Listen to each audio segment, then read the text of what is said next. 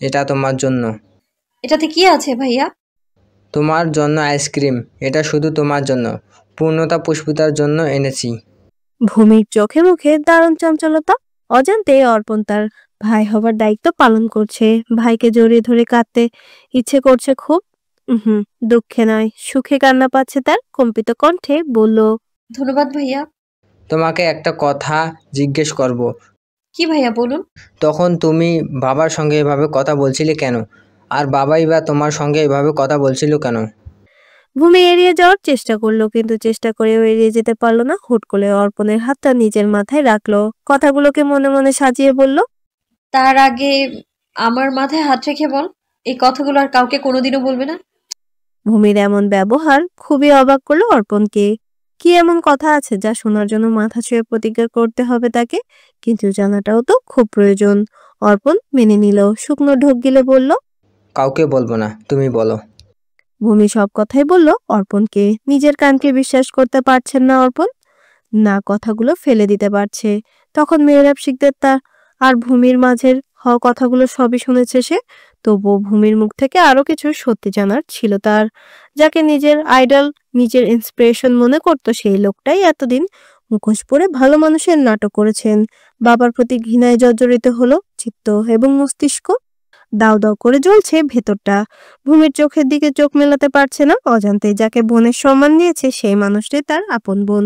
তারও ছোট বোন রয়েছে। ভূমির হাতখানা ধরে কান্না করে দিল অর্পণ।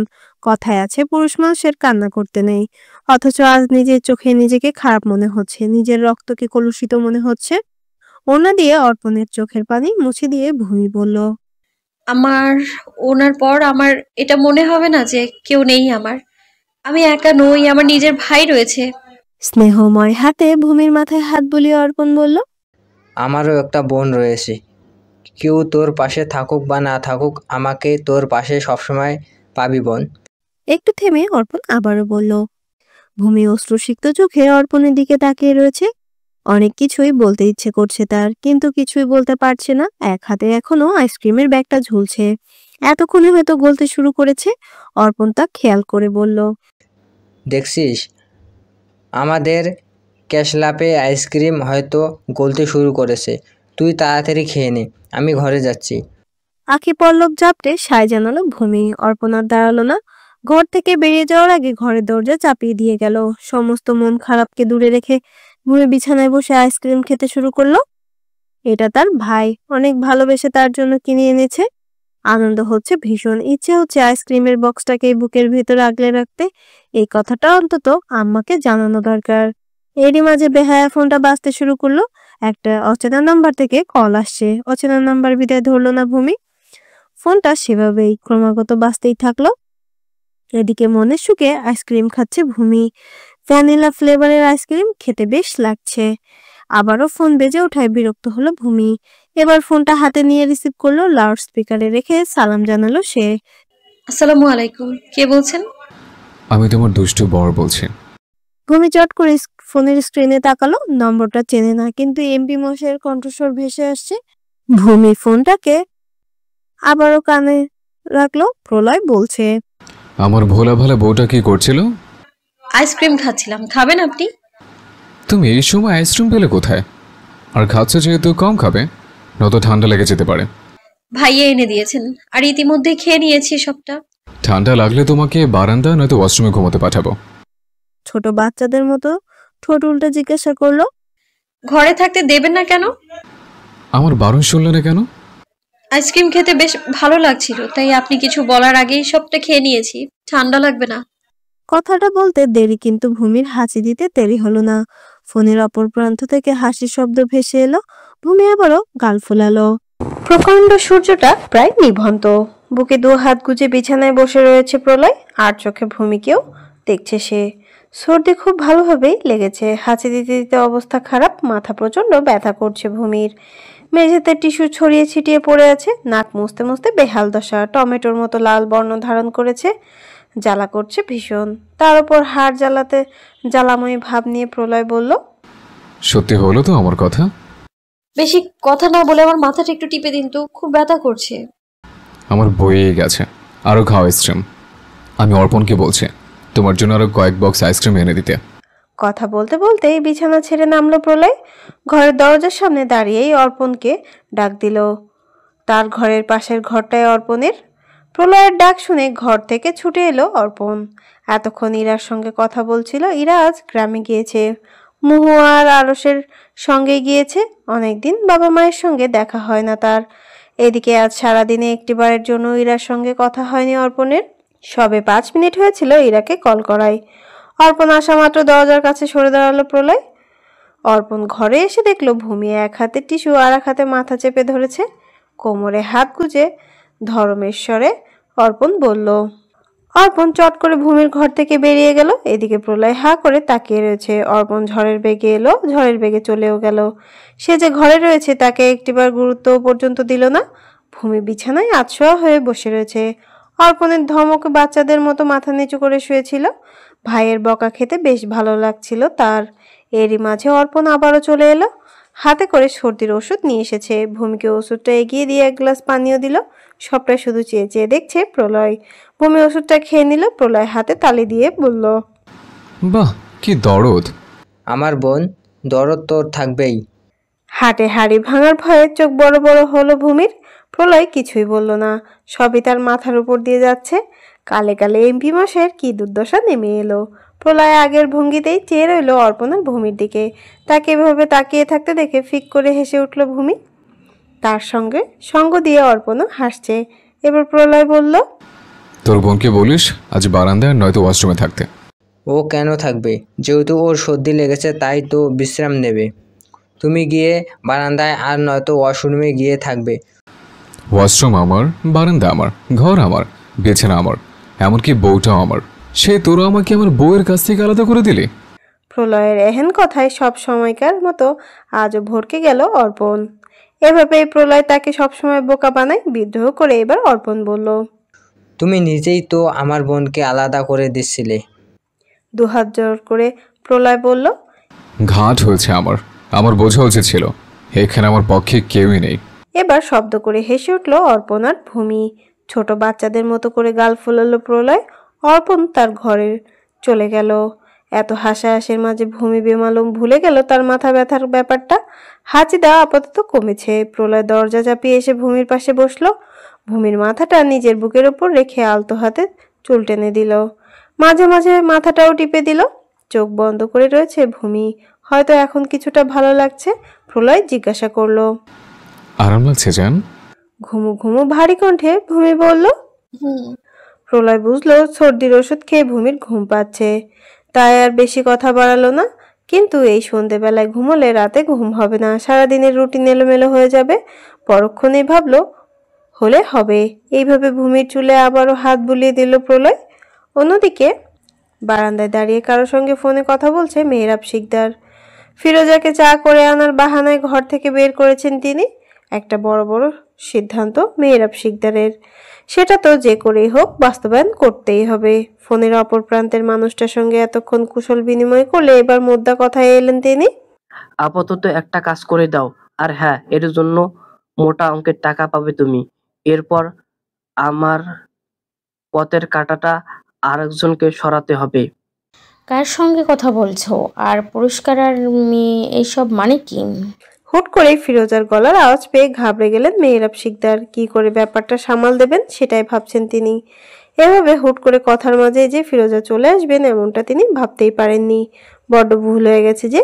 তিনি বললেন, এর জন্যই তো তুমি আমার এতটা বিশ্বাস, তো তোমাকে ভরসা করি বলেই তো সব কথাই তোমাকে বললাম। তো তোমার ব্যবসা কেমন চলতেছে?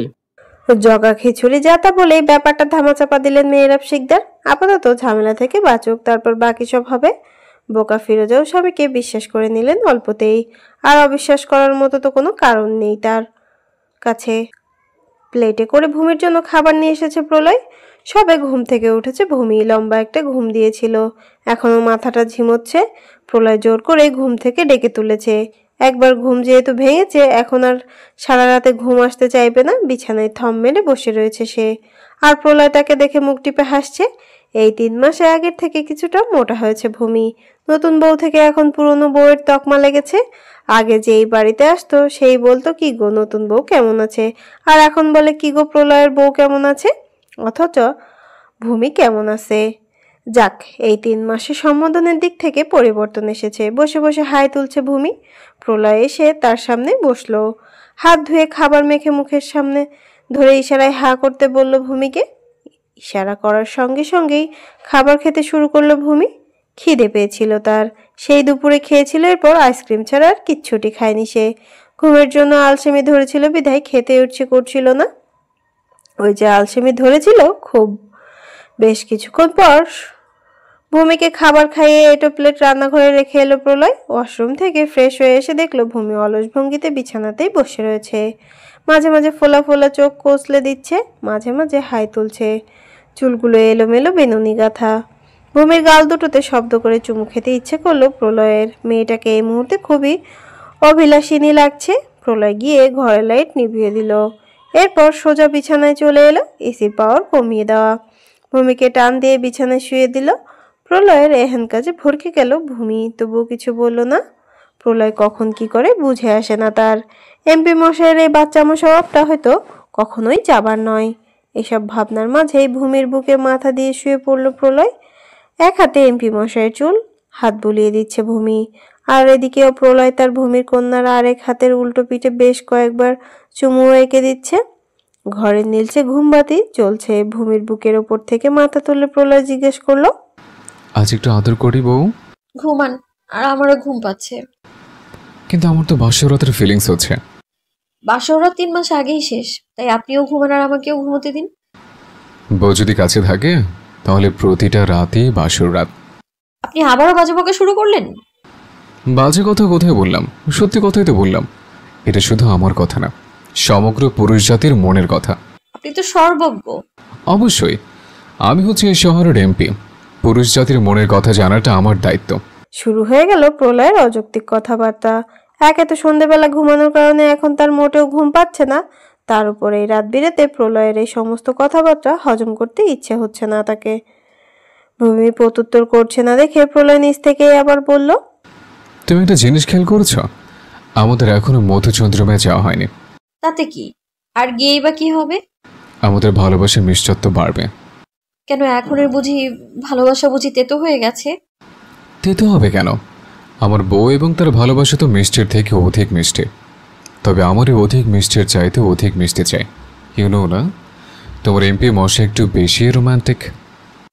এত লাগাম ছাড়া হবে না এমপি মশাই। বউয়ের সামনে তো লাগাম ছাড়া হতে হয়, তা না হলে কি এত আদর করতে পারতাম নাকি? ভেঙচি কাটলো ভূমি। অন্য পাশ ফিরে শুয়ে পড়লো। রাত তো কম হচ্ছে না, এদিকে ঘুমও আসছে না, কেমন পেঁচার মতো করে জেগে রয়েছে। প্রলয় ভূমিকে নিজের দিকে ফেরালো। সে থাকতে কেন তার বউ অন্য পাশে ঘুরে ঘুমাবে? বুকে মাথা রেখে শক্ত করে জাপটে ধরে না ঘুমাবে, তাহলেই তো ঘুমটা গভীর হবে। সকাল সকাল ঘুম থেকে উঠেই রান্না বান্নার কাজে লেগে পড়েছে ভূমি। ফিরোজার খুব জ্বর। আজ রান্নাঘরে মাধুরীকেও কাজ করতে দেখা যাচ্ছে না। তিনি ভূমির সঙ্গে হাতে হাতে কাজ করছেন। সাবিনা বাড়িতে নেই। এই তো দিন 3 হলো সে তার গ্রামের বাড়িতে বেড়াতে গিয়েছে। বলে তো গিয়েছে 1 সপ্তাহের মতন থাকবে, বাকিটা সেই জানে। একটা বাড়িতে তো আর কম কাজ থাকে না। আজ পূর্ণতা পুষ্পিতা কলেজের অ্যাডমিশন নেবে। প্রলয় তাদের দুজনকে কলেজে নিয়ে যাবে। সকাল 10টা থেকে ভর্তির কার্যক্রম শুরু হবে। স্কুলের বান্ধবীরা এক একজন এক এক কলেজে ভর্তি হচ্ছে। এখন থেকে সবাই আলাদা আলাদা জায়গায় পড়াশোনা করবে। স্কুল জীবনের এই 10টা বছর খুবই মধুর স্মৃতি বিজড়িত হয়। স্কুল জীবন হচ্ছে একটা আবেগ। একটু একটু করে হওয়া বন্ধুত্ব যখন গভীর হতে শুরু করে, তখনই কয়েক লহমায়তা স্মৃতির পাতায় আটকা পড়ে যায়। সকলের নাস্তা হিসেবে খিচুড়ি, বেগুন ভাজা আর ঝালঝাল করে মুরগির মাংস রান্না হয়েছে। মাধ্যমিক পরীক্ষা শেষ হবার পর থেকেই পূর্ণতা পুষ্পিতার দৈনন্দিন রুটিন পাল্টে গেছে। দুপুর 12টার আগে তাদের দেখা মেলে না। মাধুরী চলে গেলেন পূর্ণতা পুষ্পিতাকে ঘুম থেকে জাগাতে। যাওয়ার আগে ভূমিকে বলে গেলেন এই দিকটা সামলে নিতে। ডাইনিং টেবিল গোছাতে গোছাতেই মোর্শেদ শিকদার, মেহরাব শিকদার, প্রলয় আর অর্পণ চলে এসেছে। ফিরোজাকে হালকা খাবার আর ওষুধ খাইয়ে দেওয়া হয়েছে আগেই। এরই মাঝে মাধুরীও চলে এলেন। এতক্ষণ ধরে পূর্ণতা পুষ্পিতাকে জাগানোর অভিযান চালিয়েছেন তিনি। সবে ঘুম থেকে উঠে ফ্রেশ হয়েছে। দুটোর তৈরি হতে আরো 10 বা 15 মিনিট সময় লাগতে পারে। সকাল 9:30। মোর্শেদ শিকদার আগেই বেরিয়ে পড়েছেন। অর্পণ তার বাইক নিয়ে আগেই বেরিয়ে পড়েছে। যাবার আগে একটিবারও মেহরাব শিকদারের সঙ্গে কথা বলেননি। বাবার সঙ্গে দূরত্ব বাড়তে শুরু করেছে। মেহরাব শিকদার ছেলের এমন ব্যবহারে চরম অবাক। তিনি খেয়াল করলেন কাল থেকে অর্পণের এমন অদ্ভুত ব্যবহার। যে ছেলে কিনা বাবা বলতে অজ্ঞান, আজ সেই ছেলেই কিনা ক্রমাগত দেখেও না দেখার ভান করে যাচ্ছে। হুট করে হলোটা কি ছেলেটার? পূর্ণতা পুষ্পিতাকে নিয়ে প্রলয় হয়তো কিছুক্ষণের মাঝে বের হবে। মেহরাব শিকদার নিজের ব্যাগটা হাতে নিয়ে মাধুরীকে বললেন। মেহরাব শিকদারের এখন কথায় তাচ্ছিল্য করে বাঁকা হাসলো ভূমি। এমন একটা জীবন তো তার মায়েরও পাওনা ছিল, অথচ ভাগ্য কি খেলাটায় না খেলছে। ব্যাপারটা একদম দৃষ্টি এড়ালো না প্রলয়ের। ভূমিকে এভাবে হাসতে দেখে কিছুটা অবাক হলো। মেহরাব শিকদার চলে গেলেন। মাধুরী গিয়েছে পূর্ণতা পুষ্পিতার ঘরে। দরকারি কাগজপত্রগুলো গুছিয়ে নিতে হবে। বৈঠকখানায় শুধুমাত্র প্রলয়ের ভূমি উপস্থিত। প্রলয়ের মনে প্রশ্নটা আবার জাগতেই সে ভূমির কাছে এসে জিজ্ঞাসা করলো, তখন চাচ্চুর কোথায় এভাবে হাসছিলে কেন? কথাটা পুরোপুরি এড়িয়ে যেতে চাইলেও ভূমি তা করতে পারবে না। কিন্তু প্রলয়কে তো কিছু একটা বলতে হবে। তাই আর কোনো কিছু না ভেবেই ভূমি বলল, ওনাদের ভালোবাসা দেখে কতটা গভীর ওনাদের ভালোবাসা, একে অপরের প্রতি এত চিন্তা, এত ভালোবাসা তাদের। সারা দুনিয়ার মানুষের ভালোবাসা নজরে পড়লো, অথচ আমি যে তোমাকে চোখে হারাচ্ছি সেটার বেলা। এরই মাঝে পূর্ণতা পুষ্পিতা আর মাধুরী নিচে নেমে এলেন। প্রশ্নের উত্তর দেওয়ার হাত থেকে বেঁচে গেল ভূমি। প্রলয় তার বোনদের সঙ্গে করে মায়ের কাছ থেকে বিদায় নিয়ে চলে গেল। ভূমি এদিকে হাতের কাজগুলো শেষ করে নিজের ঘরে চলে গেল।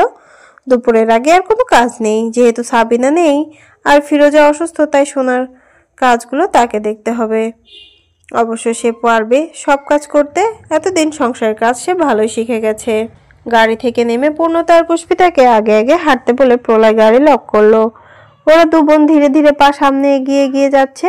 আর মাত্র কয়েক কদম তারপর থেকে কলেজ জীবন। কলেজ গেট থেকে কিছুটা সামনে দুটো ছেলে দাঁড়িয়ে রয়েছে। প্রলয়ের সামনে আর পূর্ণতা পুষ্পিতা দুজনের হাত ধরে সামনের দিকে এগোচ্ছে। তাদের দু বোনকে দেখে ছেলে দুটো শীষ বাজিয়ে উঠলো। কেমন করে যেন দাঁত কেলিয়ে হাসছে। পেছন থেকে প্রলয়কে ডাকার জন্য উদ্যত হলো। পুষ্পিতাকে পুরো কথাটা বলতে না দিয়ে তার হাতটা ধরে ফেললো পূর্ণতা।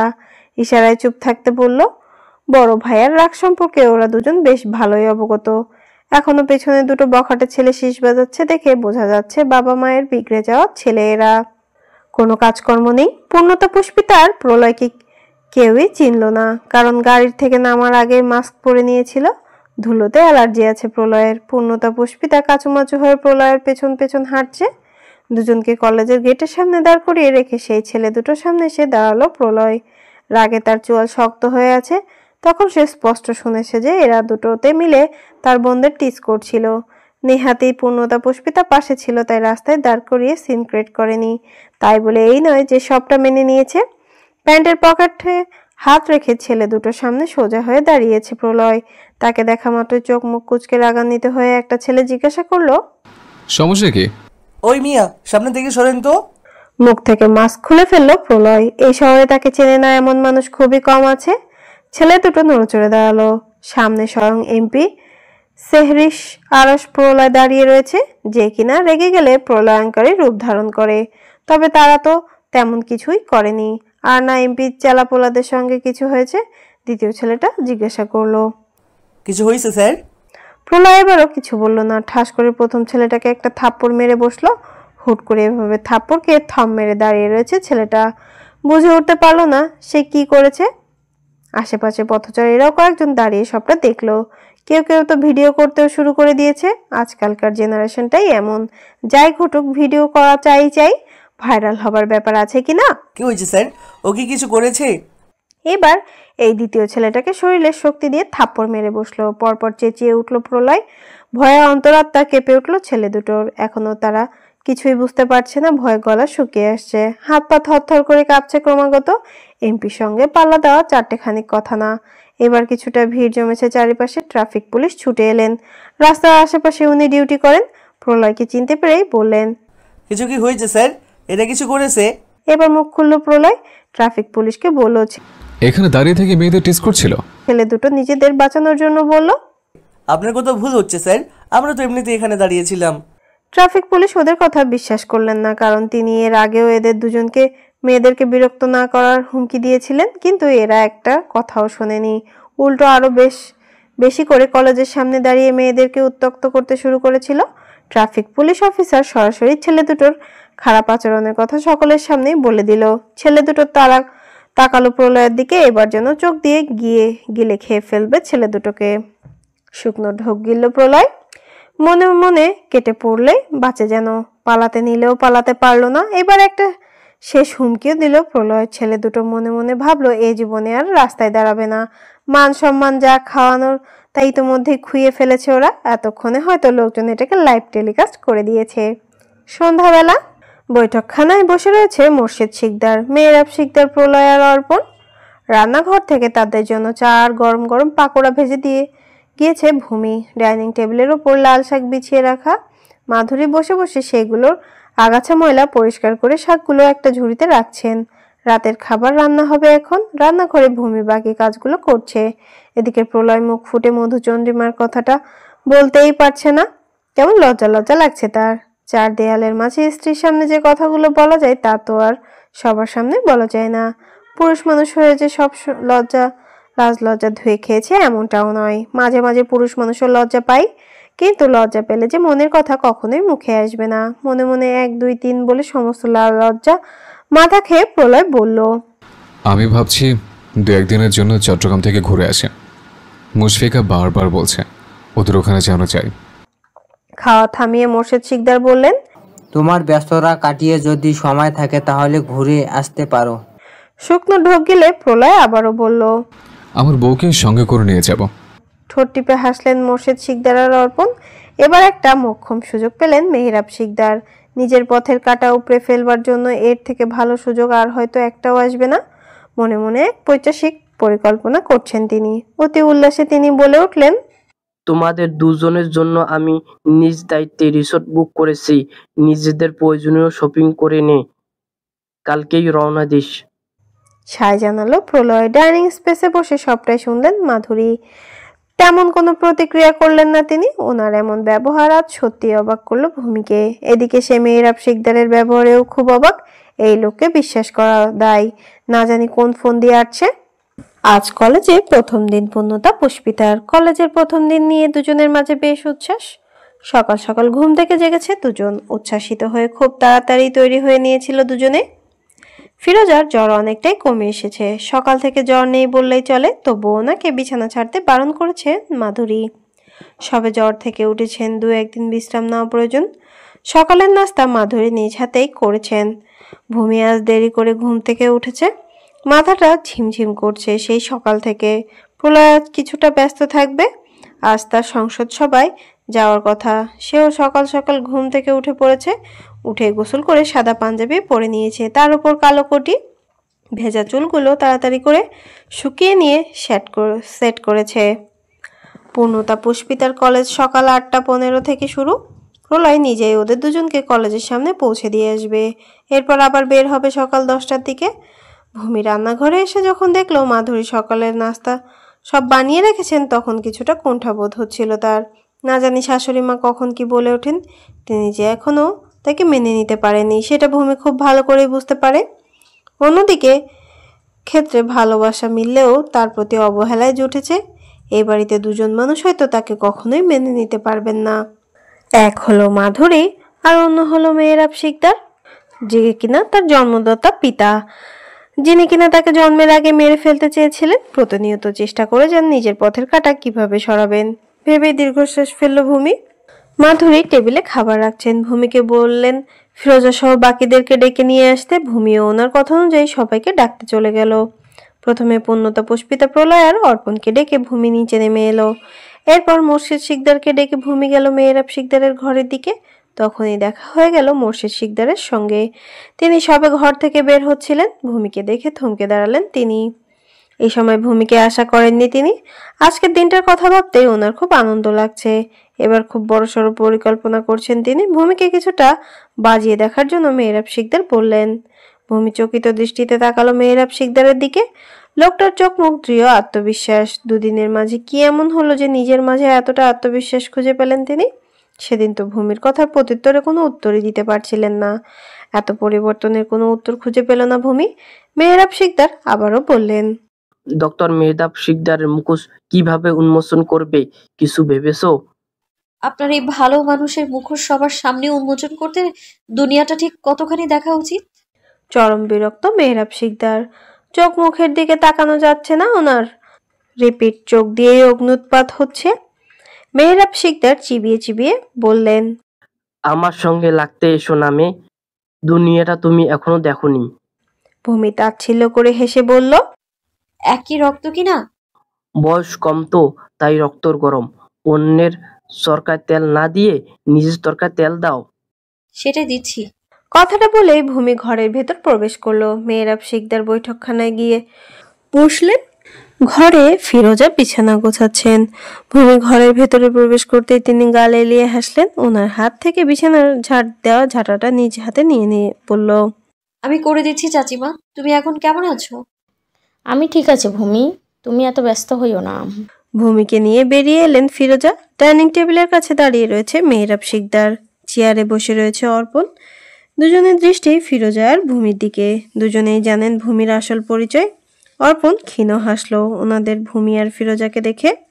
দুজন কি সুন্দর মা মেয়ের মতো একসঙ্গে হেঁটে এলো। অর্পণের খুব ভালো লাগলো। এদিকে মেহরাব শিকদারও এদিকেই তাকিয়ে, অথচ ওনার চিন্তা ভাবনা আলাদা। তিনি ভাবছেন কি করে ভূমিকে সরানো যায়। আজ দুপুর থেকে মনটা ভালো না ভূমির। ভেতরটা কেমন যেন অস্থির অস্থির লাগতে শুরু করেছে। কোনো কাজে মন বসতেই পারছে না। বারবার মনে হচ্ছে কিছু একটা নেই।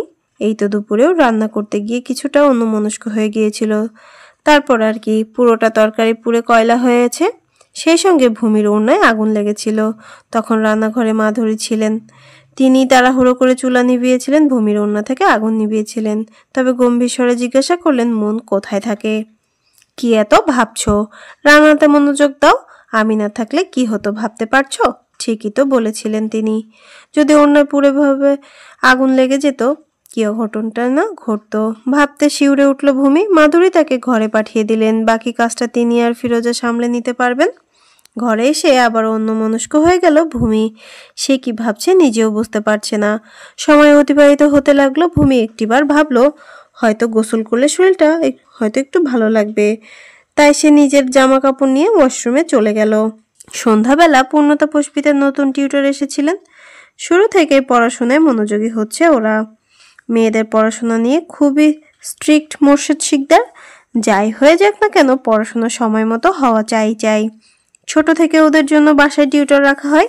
স্কুল কলেজ ছাড়া বাইরে যাওয়া হয় না ওদের। যা দরকার হয় তা বড় ভাইয়া আর নয়তো ছোট ভাইয়া কিনে এনে দেয়। আর নয়তো মাকে জানায়। এদিকে টানা 1.5 ঘন্টা পড়াশোনা করে খুব ক্লান্ত পূর্ণতা পুষ্পিতা। ভাবলো একটিবার তাদের ভাবিমণির সঙ্গে দেখা করে আসবে। যেই ভাবা সেই কাজ। দু বোনই চলে গেল তাদের ভাবির কাছে। ভূমি তখন হাতে থাকা কাপড় চোপড়গুলো বিছানার উপর রাখছিল। এগুলো সবই বারান্দা থেকে এনেছে। পূর্ণতা পুষ্পিতা এবার ঘরের ভেতর প্রবেশ করলো। ভূমি এবার তাদের দুজনকে জিজ্ঞাসা করলো, তোমাদের কলেজের প্রথম দিন কেমন কাটলো? দাঁড়িয়ে থেকে আর মোড়া ভেঙে পূর্ণতা বলল, খুবই ভালো কেটেছে ভাবিমণি। উচ্ছ্বাসিত কণ্ঠে পুষ্পিতা বলে উঠল, তুমি জানো বাবিমণি, আমাদের অনেকগুলো নতুন বান্ধবী হয়েছে। মেয়েগুলো খুব ভালো আর মিশুক। ওদের মিশুক মনে হয়েছে, কারণ আমার রায়বাঘিনী ননদীরা যে এত এত ভালো আর মিশুক। পূর্ণতা এসে ভূমিকে জড়িয়ে ধরে বলল, আমাদের ভাবিমণিও যে খুব খুব খুব ভালো আর মিশুক। এই যে কত তাড়াতাড়ি আমাদের সবার সঙ্গে সহজ হয়ে গিয়েছ। আমাদের পরিবারে মানিয়ে নেওয়ার চেষ্টা করছো। মায়ের সমস্ত কুটু কথা নীরবে সহ্য করছো। হয়েছে।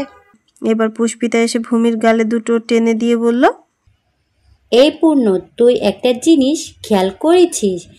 পূর্ণতা জিজ্ঞাসা করলো, কি? আমাদের বাবিমণি আগে থেকে গোলুমুলু হয়ে গিয়েছে। এখন তাকে দেখতে আরো বেশি সুন্দর লাগে। পূর্ণতা পুষ্পিতার গাল দুটো টিপে দিয়ে এবার ভূমি বলল, তোমাদের বেশি বেশি ভালোবাসে আমি মোটো হয়ে গিয়েছি। এরপর তিনজনে খিলখিল করে হেসে উঠল। পূর্ণতা পুষ্পিতা গিয়ে বিছানায় আয়েশ করে বসলো। এদিকে ভূমি শুকনো কাপড় চোপড়গুলো গোছাতে শুরু করলো। দুপুরে ধুয়ে দিয়েছিল। সবগুলোই প্রলয়ের জামাকাপড়। বিছানায় আধশোয়া হয়ে নিজেদের মাঝে কথার মশগুল পূর্ণতা পুষ্পিতা। এরই মাঝে হতভম্ব হয়ে ঘরের ভেতর প্রবেশ করলো প্রলয়। তাকে দেখা মাত্র পূর্ণতা পুষ্পিতা নিজেদের ঘরে চলে গেল। বড় ভাইয়া সবে বাহির থেকে এসেছে, কিছুক্ষণ বিশ্রামের প্রয়োজন, তাই তারা আর ভাই ভাবিকে কিছুটা স্পেস দেওয়ার জন্য মূলত চলে গিয়েছে। বিছানার উপর গুছিয়ে রাখা কাপড় চোপড়গুলোকে ওয়ার্ড্রপে রেখে দিল। এদিকে মাথায় হাত দিয়ে বসে রয়েছে প্রলয়। সে যে গভীরভাবে কিছু একটা ভাবছে তা বেশ ভালোই বুঝতে পারল ভূমি।